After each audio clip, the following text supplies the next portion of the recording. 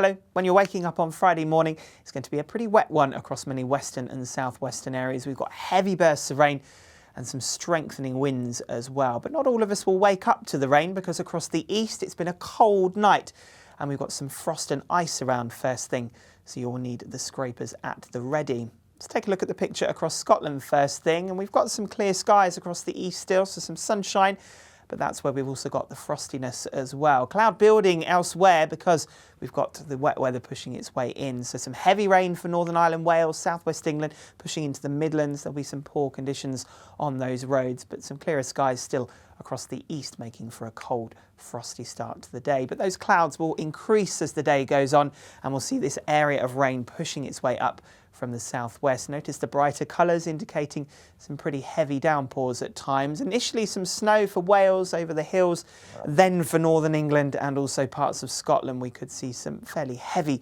snow over the higher ground, potentially some sleet down to lower levels for a time. But the air is gradually turning milder, so the snow risk really becomes confined to the higher ground by the end of the afternoon. Still cold though across Scotland, eastern counties of England.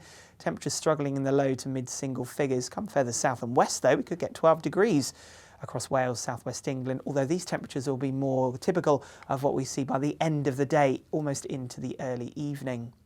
So we've got those rain warnings in force, further heavy rain to come through the evening as well, so some tricky conditions for that journey home as well, particularly Wales and southwest England once again, and you can see that rain just keeps piling in, so the further risk of flooding in places, those warnings remain in place throughout the night. But you can see by the time we get to the end of the night, much less in the way of snow across Scotland, and that's because that air is just turning warmer as the night goes on, so temperatures aren't going to drop away too much. If anything, for some places these are the minimums by the time we get to the morning, but in reality these are going to be temperatures that just stay with us throughout the night, so for most places there won't be any frost around as we start Saturday.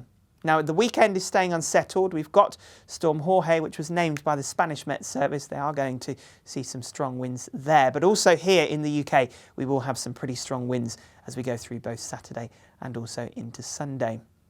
Let's take a look at the details then. Through the morning it's going to be the rain on Saturday. That's going to be pushing away eastwards. Some brighter skies following on behind, but then some fairly heavy downpours coming in through the afternoon and those strong winds. So for the Republic of Ireland, Northern Ireland, that's where we could see some of the strongest winds, gusts in excess of 60 miles an hour around the coasts. Wind warnings are in force, but also southwest Scotland, western areas of England and Wales, we could also see some pretty strong winds as well.